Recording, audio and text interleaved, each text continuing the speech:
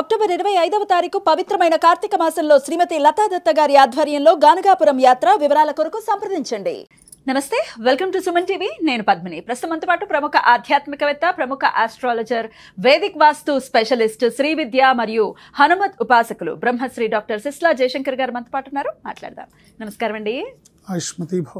లలితా సహస్రనామం, రహస్యంగా ఉండేటటువంటి ఈ లలితా సహస్రనామం ఎప్పుడైతే ప్రజల్లోకి వచ్చిందో, ఎప్పుడైతే దీన్ని పట్టుకోవటం మొదలుపెట్టారో, అమ్మ అనుగ్రహాన్ని చాలా విస్తృతంగా అందరూ పొందుతున్నారు అనటంలో ఎటువంటి అతిశయోక్తి లేదు ఖచ్చితంగా. అయితే ఇంకా తెలుసుకోవాల్సినటువంటి విషయాలు ఎన్నో ఉన్నాయి. ఎందుకంటే లలిత గురించి ఎంత నిగూఢంగా ఉందో దాని అంతరార్థం కూడా అంతే చాలా విస్తృతంగా ఉంది అని చెప్పుకోవచ్చు. అయితే ఇది ప్రజలకి అందించాలి అన్న సదుద్దేశంతో ఒక అద్భుతమైనటువంటి సిరీస్ని చెయ్యాలి అన్న ఉత్సాహంతో మీరు మాకు సమయం ఇవ్వటం మాకు చాలా చాలా మేము దాన్ని అదృష్టంగా భావిస్తున్నాం. అందుకు మీకు కృతజ్ఞతలండి. శ్రీమాత్రే నమః. అయితే ఆల్రెడీ మనం మొదలు పెట్టుకుని ఉన్నాం ఈ సిరీస్కి సంబంధించి పలు ప్రశ్నలతో కూడి ఒక 4-5 ప్రశ్నల్ని వేస్తూ లలిత సహస్రనామానికి సంబంధించినటువంటి ఎన్నో విశేషాలని ప్రజలకు అందిస్తూ ఉన్నారు. అలాగే ఈ ఎపిసోడ్లో 2 నామాల్ని కూడా నేర్పిస్తూ ఉన్నారు. ఆల్రెడీ 4 వీడియోలు అయిపోయాయి. ఇక ఈరోజు 5వ వీడియో. మరి లలితా సహస్రనామం విషయానికి వస్తే దీనికి సంబంధించిన ఋషులు ఎవరు, వారి పేర్లు ఒకసారి. లలితా సహస్రనామ స్తోత్రానికి ఋషులు ఎవరు అంటే వసిన్యాది వాగ్దేవతల్ని ఋషులుగా చెప్తామన్నమాట. వీళ్ళు 8 మంది దేవతలు. అమ్మవారి పరివారం అనుకోవచ్చా? అమ్మవారి పరివారం వసిన్యాది వాగ్దేవతలు. సో వీళ్ళు ఎవరెవరంటే వసిని, కామేశ్వరి, మోదిని, విమల, అరుణ, జైని, సర్వేశ్వరి మరియు కౌళిని అనే ఈ 8 మంది దేవతలు ద్వారా ఈ స్తోత్రం ఫస్ట్ అమ్మవారి సన్నిధిలో బహిర్గతమైంది. సో అందుకనే వీళ్ళనే లలితా సహస్రనామ స్తోత్రానికి ఋషులుగా మనం చెప్పుకోవచ్చు. అద్భుతం. అయితే ఋషులు వసిన్యాది వాగ్దేవతలు అని చెప్తున్నారు. మరి అసలు వీరు ఎక్కడి నుంచి వచ్చారు? వీరు పరివారం అని అనుకున్నాం కాబట్టి వీరు ఎక్కడ ఉంటారు? వీరు అమ్మవారి సన్నిధిలో ఉంటారు, మణిద్వీపంలో. అమ్మవారి తేజోమయ కాంతి కిరణాలే ఈ వసిన్యాది వాగ్దేవతలు. రూపం అంటూ ఏమీ లేదు, రూపమేం కాదు, సాక్షాత్ అమ్మవారి రూపమే. అమ్మవారి నుంచి ఉద్భవించిన తేజోమయ కిరణ కాంతి రూపం 8 మంది దేవతలు. అయితే వీళ్ళు 8 మంది దేవతల అనుగ్రహం వలన డిఫరెంట్ ఒక్కొక్క దేవత ఒక్కొక్క అనుగ్రహాన్ని ప్రసాదిస్తూ ఉంటుంది. దాని గురించి కూడా ఒకసారి చెప్తారా? తప్పకుండా. వసిని దేవత వాగ్దేవత రూపంలో మనకిచ్చే అనుగ్రహం ఏంటంటే ఈవిడ అనుకూలింపజేసే మంత్రాల దేవత. అంటే మనకి ఏ మంత్రం సూట్ అవుతుంది, మనం వేస్తూ ఈవిడ అనుగ్రహం లభిస్తే మనం ఏం చేస్తే మనం జీవితంలో ఉన్నతిని ఉద్ధతిని పొందుతాము అనేది ఆటోమేటిక్గా అమ్మవారి దారి చూపిస్తుంది అనమాట. అనుకూలింపజేసే మంత్రాల దేవత వసిని. తర్వాత కామేశ్వరి కోరికలను తీర్చే మంత్రదేవత. నామంలో ఉన్నట్టే ఆ అమ్మవారు ఈ లలితా సహస్రనామ స్తోత్ర పారాయణ ఎవరైతే ఏ భక్తులైతే చేస్తున్నారో వాళ్ళ కోరికలు ఏమున్నాయో అవి ఈవిడ తీరుస్తుంది అనమాట.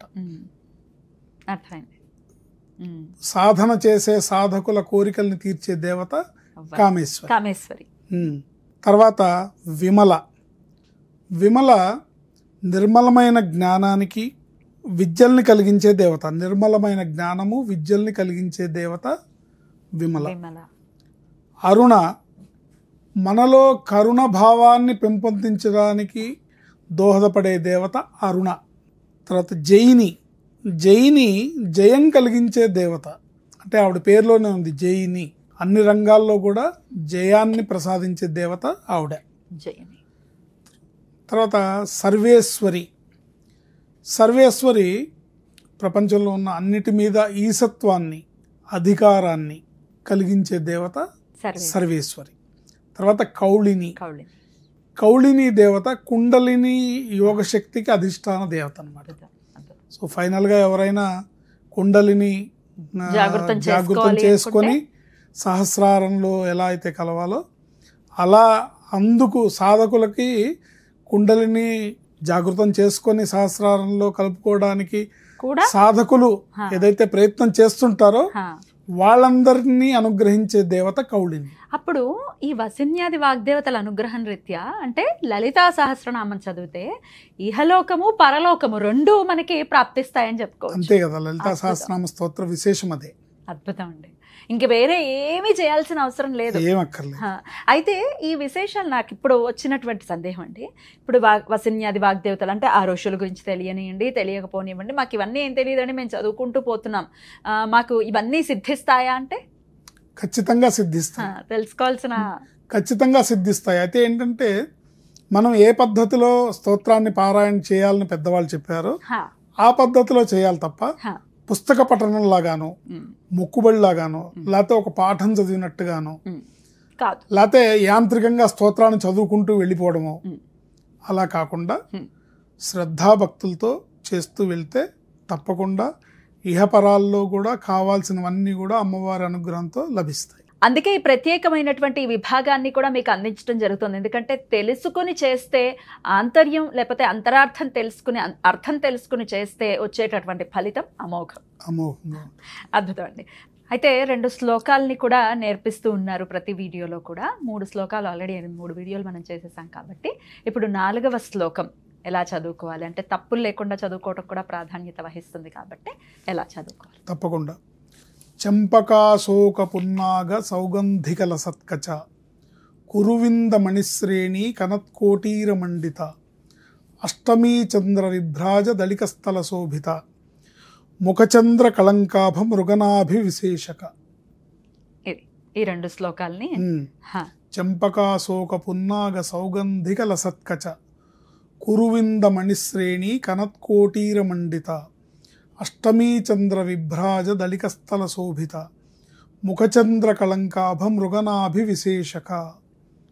ఈ శ్లోకాన్ని 4వ శ్లోకంగా మనం చెప్పుకోవచ్చు. తప్పకుండా చక్కగా ఇలా నేర్చుకుంటూ తాత్పర్యం కూడా తెలుసుకుంటూ అలాగే విశేషత బోల్డ్ అంత విశేషత ఉంది, దాన్ని తెలుసుకుంటూ మనం లలిత గనక మనం అవలంబిస్తే దానికి వచ్చేటటువంటి ఫలితం అమోఘం అని ఇందాకే చెప్పుకున్నాం. కాబట్టి చాలా చక్కగా మాకు వివరిస్తున్నందుకు కృతజ్ఞతలండి. మరో వీడియోలో ఇంకాసిన విశేషాలు అలాగే ఇంకో శ్లోకాన్ని గురించి కూడా మీరు తెలియజేస్తే మేము తెలుసుకుంటాం. నమస్కారం అండి. ఆయుష్మతి భవ.